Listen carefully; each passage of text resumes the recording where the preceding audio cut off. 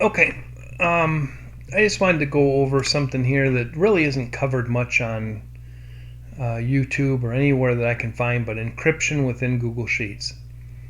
It is a new benefit in the Google Workspace paid edition, to where you can do encryption on your data, but it's still not available on the free versions of Google Mail with Google Drive. So, and it's not completely secure. This is the one I'm talking about is a Caesar cipher encryption decryption. It is a shift cipher. It is not really secure. You can spend a few hours and decrypt, probably the whole thing, but it would take you a while. And this is basically for non-skilled, keeping stuff from people who really don't need to know it, but not data that's so critical that if it got out it would be bad. But part of the reason why it is hard to keep data encrypted and away from prying eyes is because of Google's version history.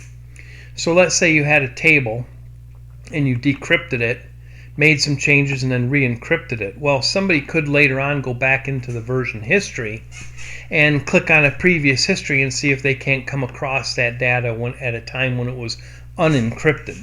So there are ways that you can get around it and keep that from happening. One way that I like to do is not let anybody see more than one row of data at a time. So if you're having data available for people to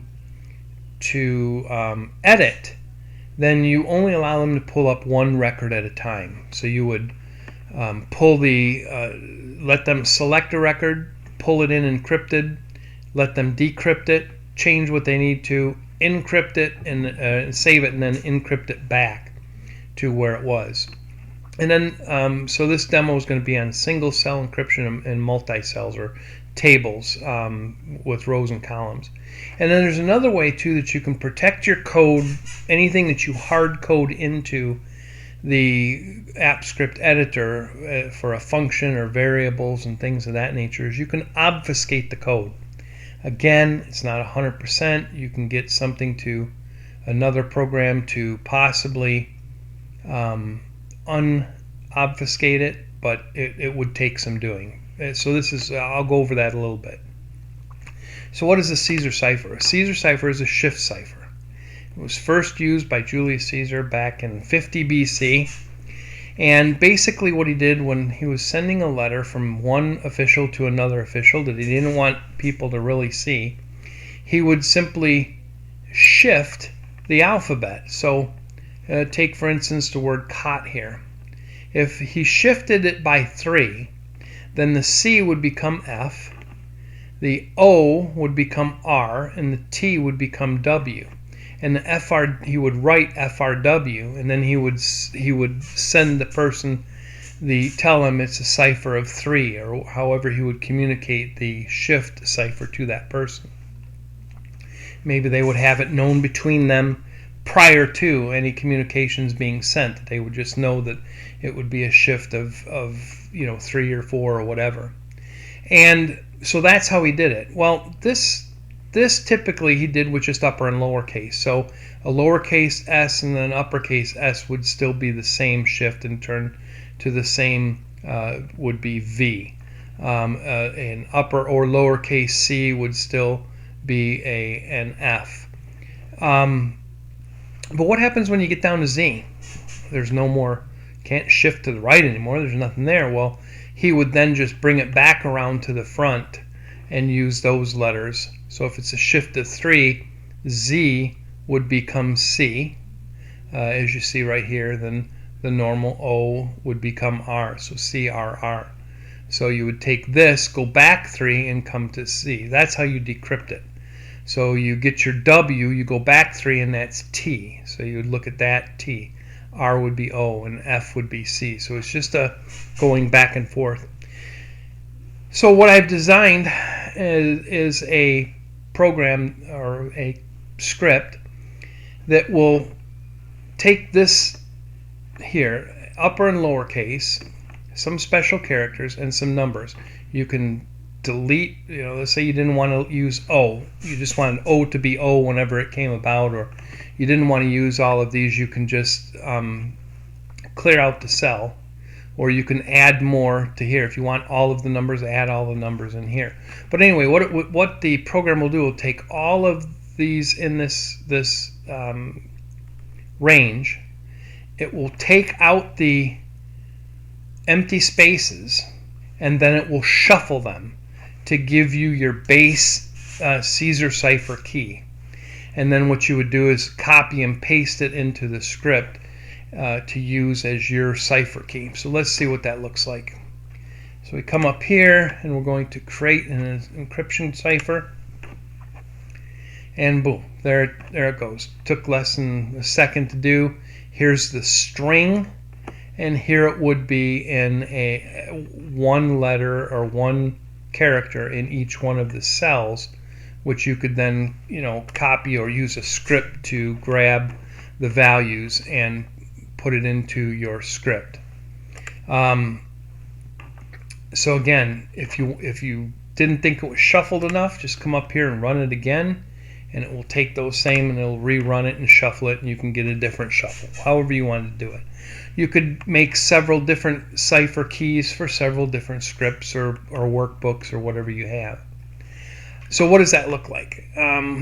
Let's go over here and let's pick a offset of 11. Okay, so I'm going to encrypt this sentence right here. It's one cell, it's just a string, so we're going to encrypt it. Took less than half a second, very, very short amount of time, and look how it encrypted it. You can't read that at all. The average person run across that, they have no idea. They wouldn't have no idea where to start to unencrypt it.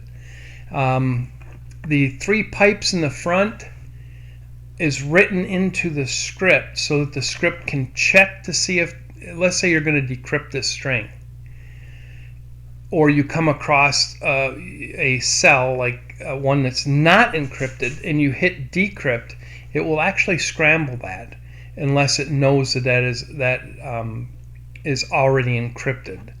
So if you come across this that's already encrypted and you hit encrypt, it would look to the 3 pipes there and say, this is already encrypted, we're not going to encrypt it.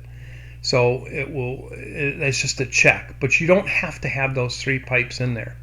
But anyway, look what it did. It's an offset of 11, so you've got 1, 2, 3, 4, 5, 6, 7, 8, 9, 10, 11. It comes right to the asterisk here.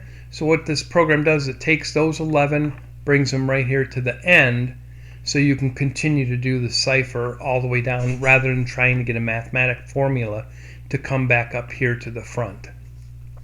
So let's look what that looks like if we encrypt the entire table.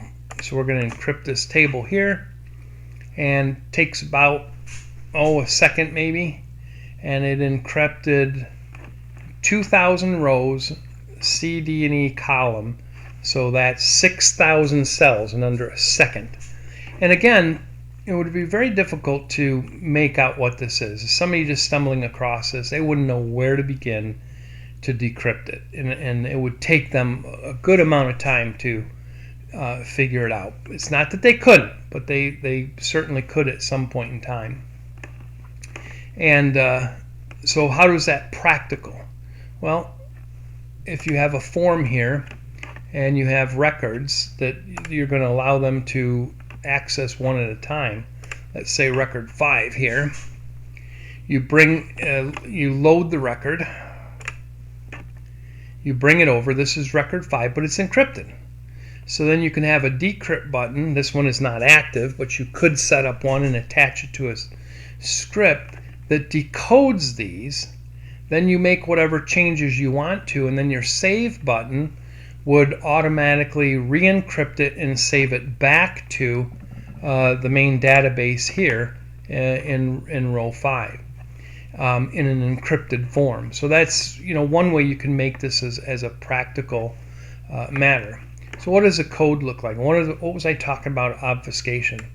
Well, right here I have the key right here, and then the offset is gotten from whatever is set in the sheet here in this right here. So it grabs that into the script. But you could hard code both of those into the script, but people would be able to see it.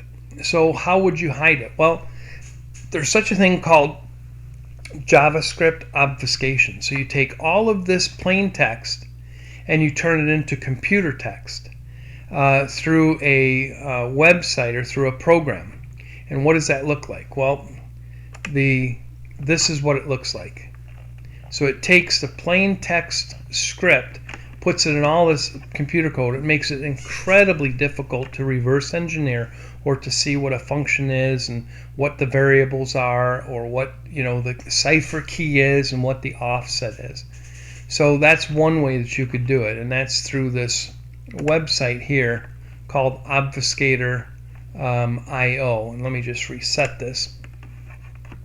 So here's some code here, and if you cut and paste your code into here and then obfuscate it, this is what it turns into, and then you just copy and paste it into your app script editor, and that way it will be completely obfuscated. So I would prefer to be able to password protect it and just keep it in there plain text, but if you can't, this is one way to simulate password protecting the app script editor so that they can't get at it. So this is what the code actually looks like, and if you want to use the plain text code rather than the obfuscated code to make some changes, just uncomment this and then delete out this one here. This script here, just delete it out, and your code will run just fine on here. So what I've done is made it so that you can make a copy of this worksheet, and then you'll have access to all of this stuff. You'll have to obviously give it permissions, but it'll be your own workbook at that point, and you can look through and make sure there's no code or whatever that's going to give you problems. But so yeah, so that's it. I also set a link here to the obfuscator, so you can obfuscate your code and your cipher and all that stuff. But again, listen, this wasn't intended to be an exhaustive, just give you an idea, and certainly there's enough code for there to mess around and play with it and see if it'll do you any good. Anyway, if you have any questions, feel free to post, contact me, whatever. I hope this was interesting. I hope you got something out of it. Cheers.